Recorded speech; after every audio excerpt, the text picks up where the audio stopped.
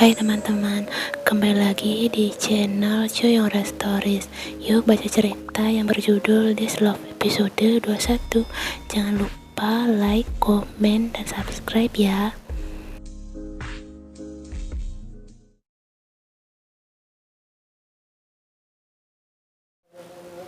Lalu apa rencanamu selanjutnya, Tae? Tanya Jungkook.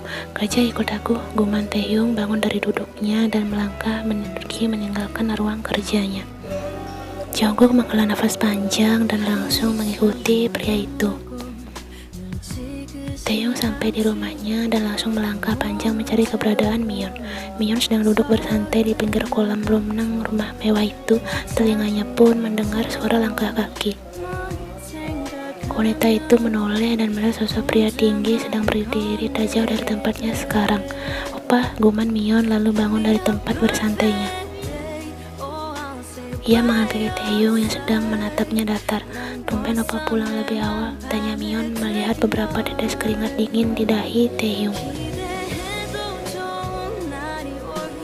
Opa kenapa berkeringat dan kenapa tubuhmu terasa panas? Opa sakit, tambah Mion sembari memegang lengan Taehyung. Taehyung hanya diam, ia berusaha menahan emosinya agar tidak berbuat kasar pada seorang gadis. Wanita ini benar-benar bersikap biasa saja padanya seperti tidak pernah melakukan kesalahan. Kau ingin uang 1 juta itu kan? Tanya Taehyung akhirnya. Mion tersenyum dan mengangguk mantap. Opa sudah ada uangnya kah? Mion tersenyum dan mengangguk mantap. Opa sudah ada uangnya kah? Taehyung mengangguk pelan. Kaja ikut aku, gumannya kemudian berbalik. Mion pun langsung mengikuti langkah panjang pria itu. Mion melihat Jungkook yang sedang duduk di sofa ruang tamu rumahnya. Keningnya sedikit mengkerut, merasa ada yang aneh pada kedua pria itu. Jungkook, kau kenapa ada di sini? Tanya Mion. Jungkook hanya tersenyum tipis. Ada hal yang harus kuselesaikan dengan Taehyung, jawabnya pelan. Itu uangmu, ambillah, ucap Taehyung menunjuk ke meja yang ada tumpukan uang dan selembar kertas di atas uang itu. Mion berbinar ketika begitu melihat tumpukan uang di situ. Kemau opa, kamu memang yang terbaik, serunya. Saat hendak mengambil uang itu, Mion mengambil sebuah kertas yang berada di atas uang itu terlebih dahulu. Kertas apa ini? Gumannya lalu melihat dan membaca tulisan-tulisan yang tertera di kertas itu. Mata Mion melebar, tubuhnya bergetar hebat serta kakinya terasa lemas seketika. Ia perlahan menoleh dan melihat Taehyung sedang menatapnya tajam. Sungguh tatapan pria itu seperti sudah siap untuk... Opa, ucap Mion dengan nada bergetar. Setelah semua yang kulakukan untukmu, kau benar-benar manusia tidak tahu diri, desis Taehyung. Aku bisa jelaskan, Opa, guman Mion. Jelaskan, coba jelaskan kenapa kau melakukan hal seburuk itu. Suara berat Taehyung memenuhi ruangan itu. Mion seketika tersentak kaget. Aku terpaksa melakukan itu, Opa. Aku iri melihatmu bersama Yen saat dia sedang hamil. Aku ingin perhatianmu hanya untukku, tapi karena kau terkesan tidak ingin memiliki anak dariku, jadi aku melakukan hal itu, jelas wanita itu.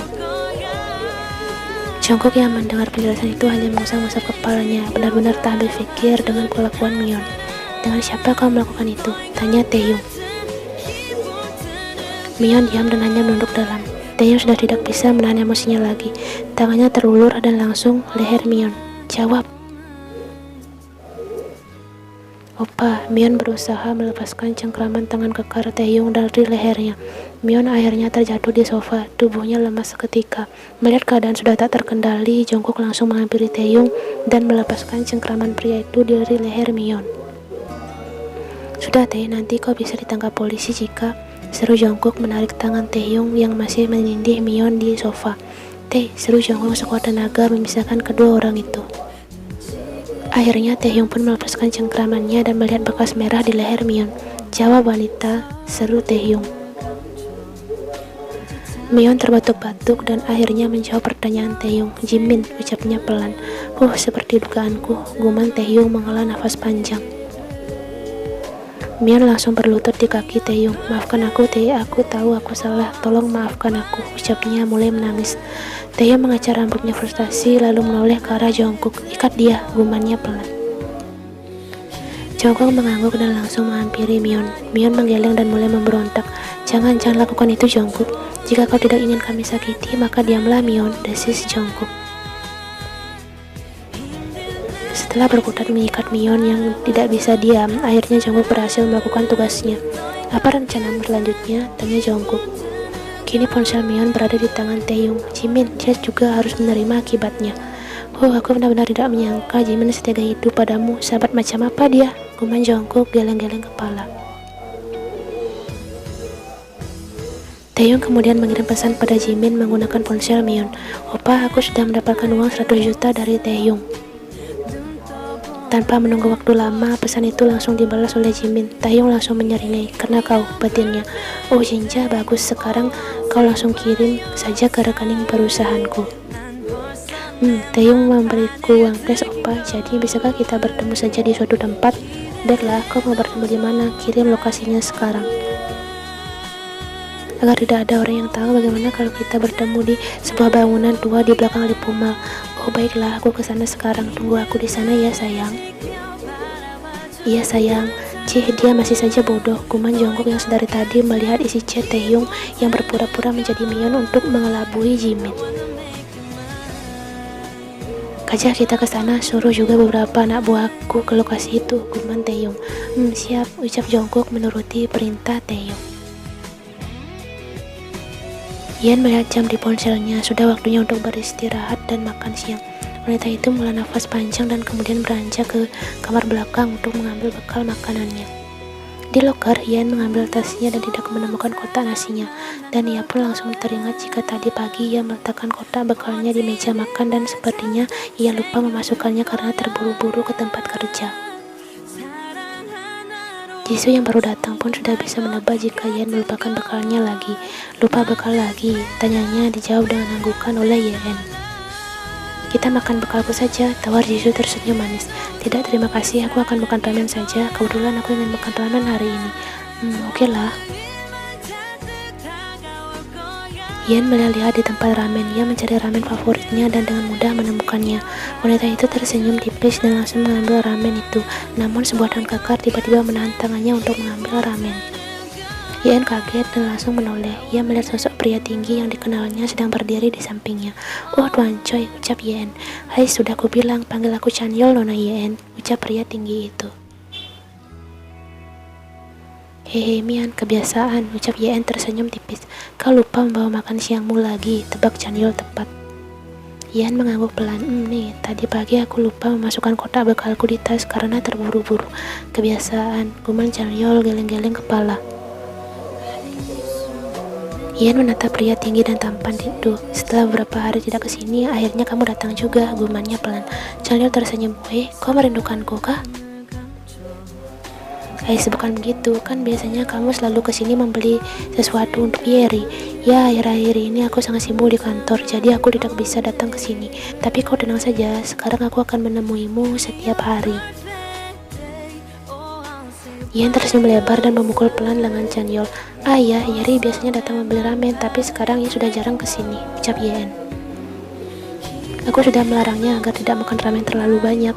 Kau bisa lihat kan, pipi anak itu semakin bulat karena makan itu, jawab Chanyeol santai. Yeon mengangguk setuju. Kamu benar, tidak baik makan ramen terlalu sering, gumannya. Chanyeol kemudian menatap Yeon lekat. Kalau begitu hari ini kau tidak boleh makan ramen lagi. Kajah makan siang denganku.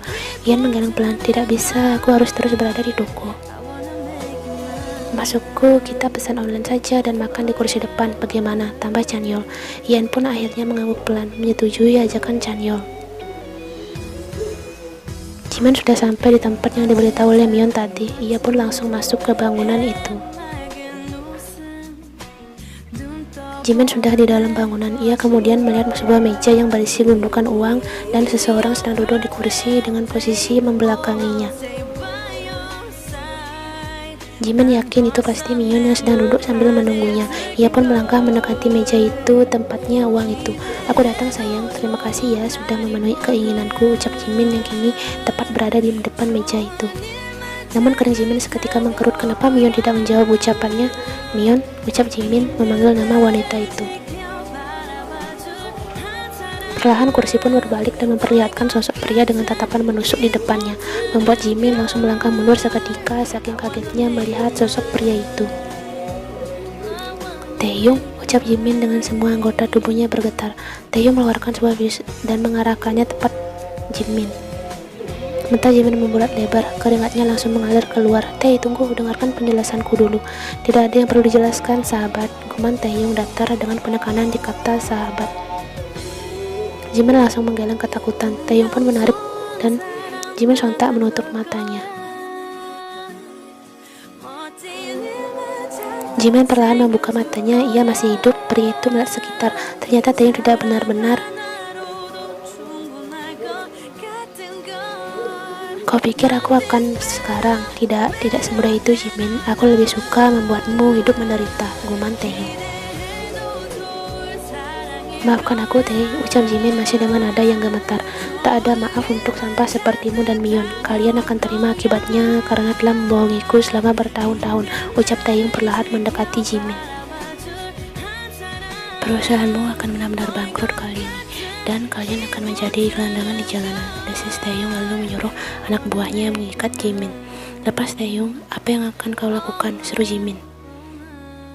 Taehyung menyeringai, apa yang akan kulakukan? Tentu saja hal terburuk dalam hidup kalian yang tidak akan bisa kalian lupakan seumur hidup, jawabnya lalu melangkah pergi meninggalkan tempat itu. Jungkook, kumpulkan semua wartawan dan suruh mereka datang ke kantorku, ucap Taehyung datar. Kau akan mempublikasikan masalah ini. Tentu saja, publik juga harus ikut menghukum sampah masyarakat. Pesanan makan siang Chanyeol akhirnya datang. Wah, banyak sekali, guman Yen. Untukmu, tubuh kecilmu ini perlu makan yang banyak agar tidak mudah lelah, ucap Chanyeol. Yen tersenyum tipis. Gumawo, kamu sangat baik padaku, Yol, ucapnya. Ini sebagai rasa terima kasihku karena dulu kau rela mendonorkan darahmu untuk mendiang istriku saat ia kecelakaan. Yen langsung memegang tangan pria itu. Tuhan lebih sayang pada Nyonya Choi, ucapnya lembut. Awal pertemuan Yen dan Chanyeol sungguh beda dari yang lain. Saat itu Chanyeol sedang kesulitan menemukan donor darah yang cocok untuk istrinya yang kecelakaan. Pria itu sampai mengatur semua pintu rumah di area komplek rumahnya. Hingga akhirnya ia bertemu dengan Yen, satu-satunya orang yang memiliki darah yang cocok dengan istrinya. Namun semuanya sudah terlambat. Wanita itu selain kehilangan banyak darah juga mengalami kerusakan pada otak yang lain. Sampai akhirnya Chanyeol harus merelakan istrinya pergi, meninggalkannya bersama Yeri yang saat itu masih berumur 3 tahun. Chanyeol menatap Yen lekat. Entah kenapa ia merasa seperti melihat sosok mendiang istrinya pada diri Yen. Yen wanita yang baik dan tulus. Meskipun Chanyeol baru tahu Yen adalah simpanan Taehyung yang sudah memiliki anak dari pria itu, ia akan menanyakan tentang itu pada Yen jika waktu sudah tepat nanti. Kenapa melamun? Kaja, makanlah, ucap Yen mulai membukakan makanan untuk Chanyeol.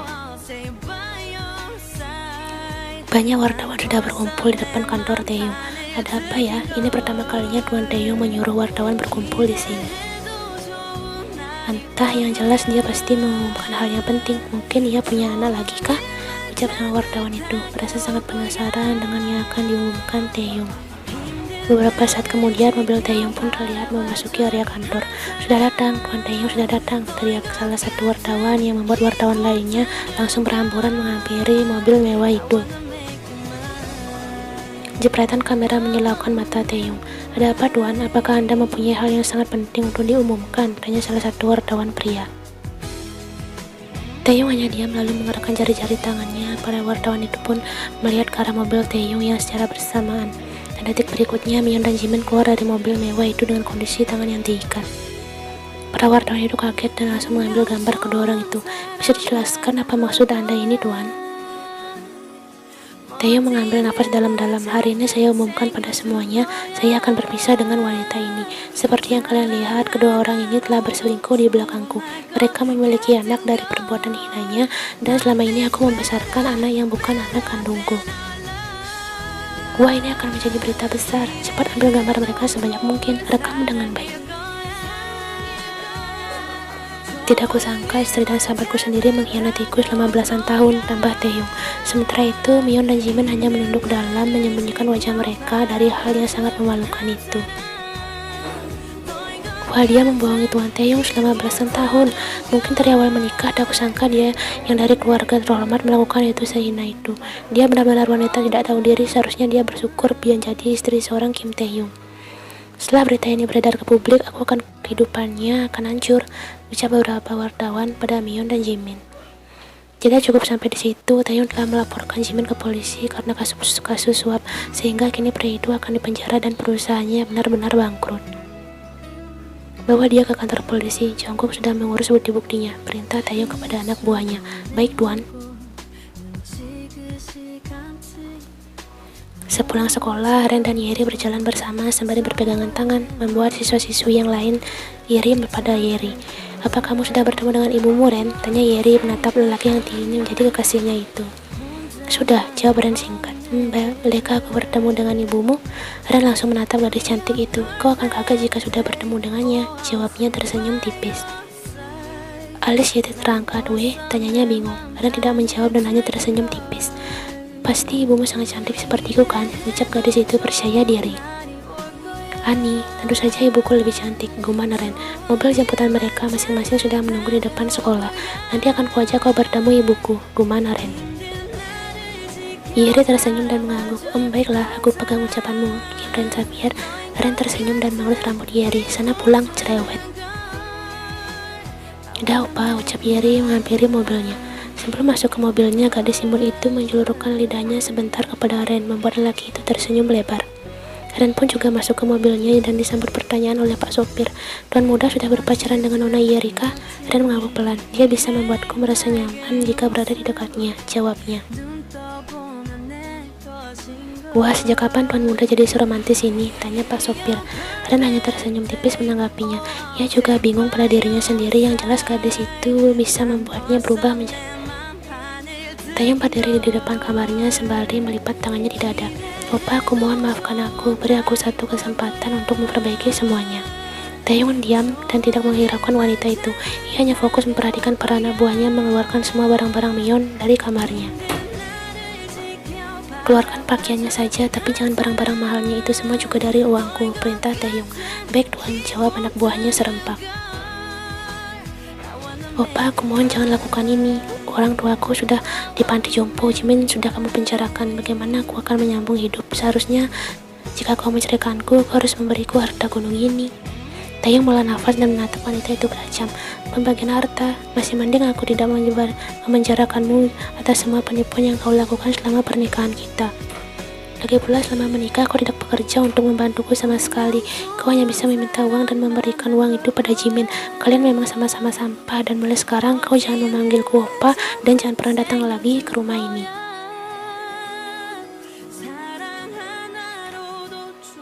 Ren yang baru datang dari sekolah mendengar suara-suara keributan dari lantai atas.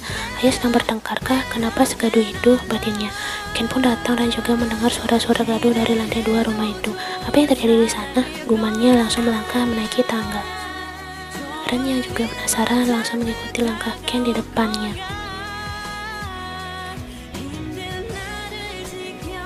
Mata Ken melebar melihat barang-barang Myeon dikeluarkan dari kamarnya. Ia pun langsung menghampiri wanita yang juga sedang menangis itu. Oma, apa? Ada apa ini? Tanya Ken. Taehyung menoleh dan menatap tajam lelaki yang berdiri di samping Myeon itu. Namun kali ini Taehyung tidak marah pada Ken.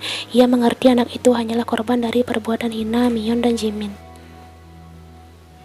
Ken, aku bukan ayahmu, gumam Taehyung membuat Ken sontak kaget, termasuk orang yang juga mendengarnya. Maksud ayah, aku masih tidak mengerti, ucap Ken dengan nada bergetar. Tanyakan itu pada ibumu, cetus Taehyung singkat. Keluarkan juga barang-barang dari kamar Ken, para pelayan, kalian juga bantu anak buahku, seru Taehyung. Baik tuan. Oma, ada apa ini sebenarnya? Kenapa ayah bilang aku bukan anaknya? Seru Ken pada Myeon yang masih menangis. Ayah, coba jelaskan apa yang sebenarnya terjadi, tanya Ken frustasi dan memegang lengan Taehyung. Namun Taehyung dengan cepat menepis tangan Ken. Jangan sentuh aku bukan ayahmu. Mulai sekarang kau dan ibumu yang tidak tahu diri itu angkat kaki dari rumah ini, desisnya tajam. Sementara Ren hanya menatap kejadian itu, ia juga sama bingungnya saat ini. Ren kemudian melihat Taehyung dan wajah pria itu sungguh membuatnya bergidik ngeri saat ini. Sehun pun datang karena diberitahu lebih dulu oleh Jungkook. Pria itu juga tak menyangka dengan apa yang dilakukan oleh Myeon. Sehun kemudian tersenyum evil dan melipat tangannya di dada. Ia menatap Myeon dan Ken dengan tatapan remeh. Aigo Ken, ternyata kau bukan keponakanku. Berarti kau tidak akan mendapatkan aset kakakku yang selama ini kau bangga-banggakan pada Ren, ucap Sehun kemudian melihat ke arah Ren yang hanya diam mematung dari tadi. Karena Ren adalah satu-satunya anak kandung Taeyong dan kaulah yang sebenarnya adalah anak simpanan Ken. Kau anak dari simpanan ibumu, nama Sehun, membuat Ken benar-benar lemas. Chanyeol menunggu Yen di depan minimarket. Yen yang melihat pria tinggi itu berdiri di depan tokonya pun langsung menghampirinya. "Chanyeol, kenapa kamu berdiri di sini?" tanya Yen. Pria itu tersenyum hangat. "Aku menunggumu, Yen. Alis Yen terangkat menungguku, tapi udara di luar sangat dingin. Nanti kamu pilek lagi seperti waktu itu," ucap Yen sedikit khawatir, karena dulu Chanyeol juga pernah melakukan ini. "Lagi pula, sebentar lagi jam tutup toko," ucapnya. "Ya, berita apa ini?" teriak Jisoo terdengar hingga keluar toko, membuat Yen dan Chanyeol menoleh bersamaan. Jisoo berlari dari dalam toko menghampiri Yen dan Chanyeol. "Lihat berita utama malam ini," seru Jisoo sembari memperlihatkan ponselnya pada kedua orang itu.